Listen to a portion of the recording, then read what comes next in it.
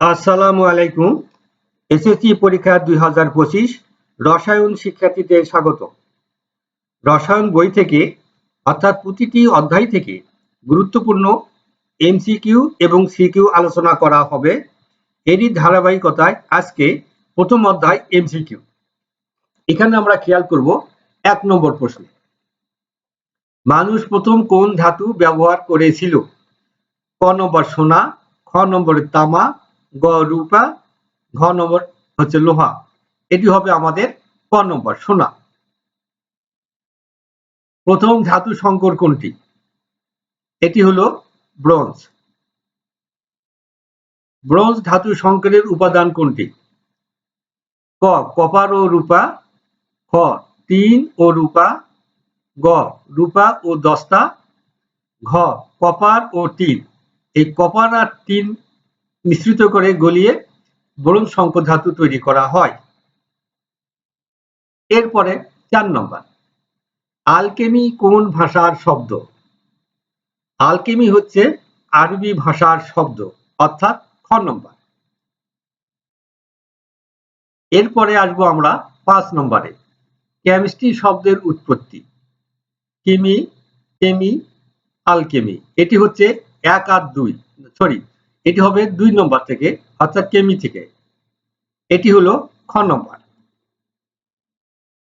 আলকেমিয়া শব্দটি এসেছে কিমি অথবা এই কেমি থেকে, 1 ও 2, অর্থাৎ ঘ নম্বর। এরপরে আসি 7 নম্বরে, কে প্রথম গবেষণাগারে রসায়ন গবেষণা শুরু করেন?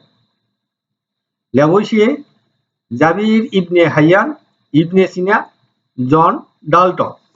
এটি হবে খ নম্বর, জাবির ইবনে হাইয়ান।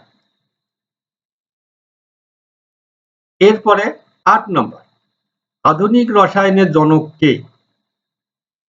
আধুনিক রসায়নের জনক হচ্ছে ল্যাভোইসিয়ে, অর্থাৎ ঘ নম্বর। এরপরে আসবো আমরা 9 নম্বরে।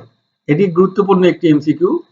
অ্যান্টাসিড জাতীয় ওষুধে রয়েছে 1 নম্বরে সোডিয়াম হাইড্রোক্সাইড, 2 নম্বরে অ্যালুমিনিয়াম হাইড্রোক্সাইড এবং 3 নম্বর হচ্ছে ম্যাগনেসিয়াম হাইড্রোক্সাইড। অ্যান্টাসিড জাতীয় ওষুধে রয়েছে অ্যালুমিনিয়াম হাইড্রোক্সাইড আর হচ্ছে ম্যাগনেসিয়াম হাইড্রোক্সাইড, অর্থাৎ 2 ও 3, তাহলে খ নম্বর। মমের উপাদান হলো, মম হচ্ছে একটি হাইড্রোকার্বন, আর কার্বন ও হাইড্রোজেন দ্বারা গঠিত যৌগকে বলা হয় হাইড্রোকার্বন। তাহলে মমের উপাদান হচ্ছে কার্বন ও হাইড্রোজেন, অর্থাৎ গ নম্বর। এরপরে আসবো 11 নম্বরে, খাদ্য পরিপাকের জন্য পাকস্থলীর দেওয়ালে উৎপন্ন হয়, এটি হবে হাইড্রোজেন ক্লোরাইড।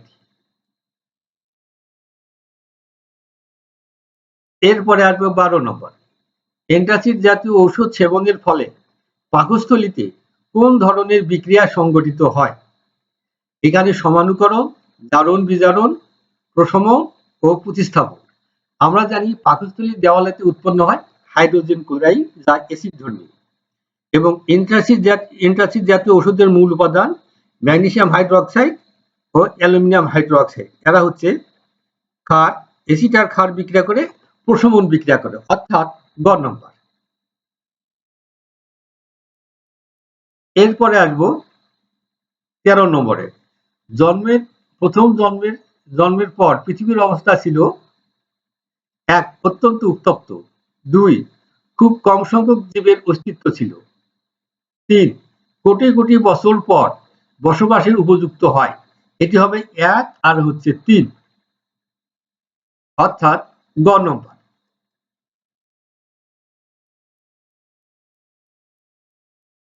কোন প্রক্রিয়ায় উদ্ভিদ সকল প্রাণীর জন্য খাদ্য উৎপন্ন করে? এটি হচ্ছে খ নম্বর, সালোক সংশ্লেষণ প্রক্রিয়া।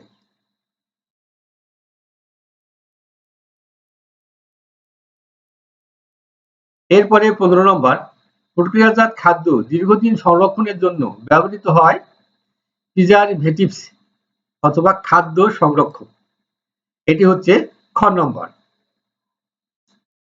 এরপরে আসবো 16 নম্বরে। মিশরীয়রা প্রকৃতি থেকে কি আহরণ করত?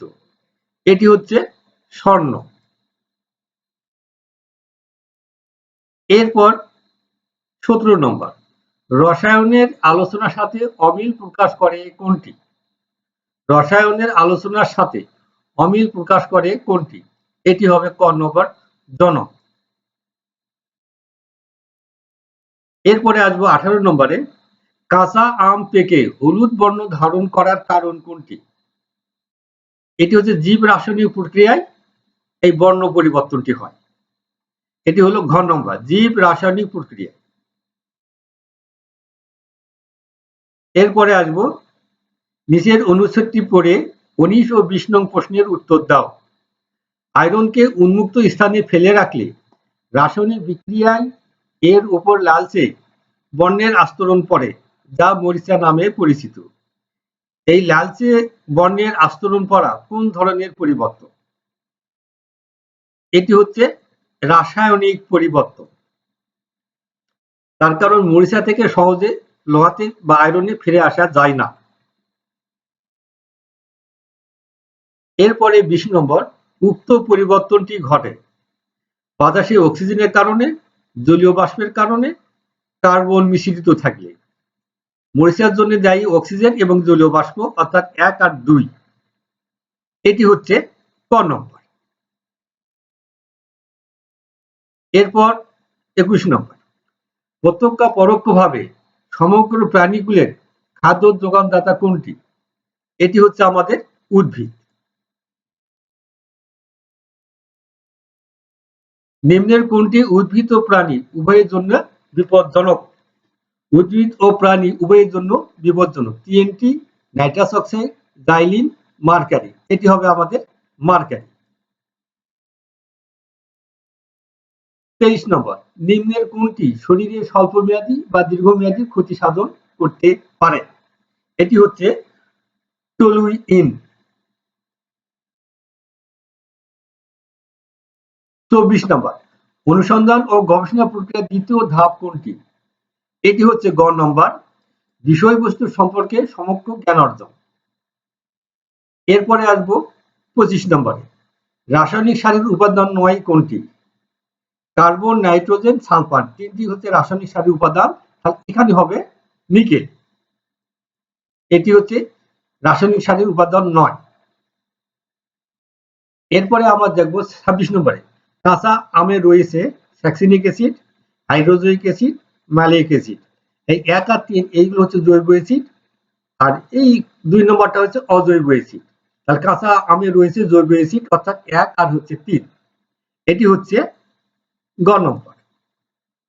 এরপরে আসবো 27 নম্বরে, এই চিহ্নযুক্ত পদার্থ উদ্ভিদের জন্য বিপজ্জনক, প্রাণীর জন্য বিপজ্জনক, পুনরুদ্ধার করা প্রয়োজন। মানে এই পদার্থগুলো পুনরুদ্ধার করে ব্যবহার করা প্রয়োজন। এখানে হবে তিনটি, অর্থাৎ ঘ নম্বর।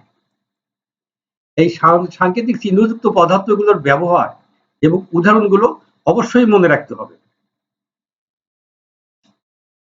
এরপরে আসবো 28 নম্বর, কোন চিহ্নযুক্ত পদার্থ শ্বাসতন্ত্রের জন্য ক্ষতিকারক? কোন চিহ্নযুক্ত পদার্থ শ্বাসতন্ত্রের জন্য ক্ষতিকারক? এই সাংকেতিক চিহ্নগুলো ভালো করে পড়বে। এটি হলো গ নম্বর। বেনজিন এর জন্য সাংকেতিক চিহ্ন লাগানো যেতে পারে। এখানে 3টি চিহ্ন দেওয়া আছে। তাহলে এটি হবে 1 নম্বর এবং 2 নম্বর। দেখবে এই বিপজ্জনক পদার্থগুলো এখানেও বেনজিন আছে, আবার এই চিহ্নযুক্ত পদার্থগুলোর ক্ষেত্রেও বেনজিন আছে। তাহলে আমরা এটাও লাগাতে পারি, এটাও লাগাতে পারি। তাহলে 1 আর 2, অর্থাৎ ক নম্বর। এরপরে 30 নম্বর, এই চিহ্নযুক্ত পদার্থ হলো নাইট্রোগ্লিসারিন, জাইলিন, টলুইন। তাহলে এখানে 2 আর হচ্ছে 3, অর্থাৎ 2 আর 3 খ নম্বর। আজকে এই পর্যন্ত। সকলকে ধন্যবাদ।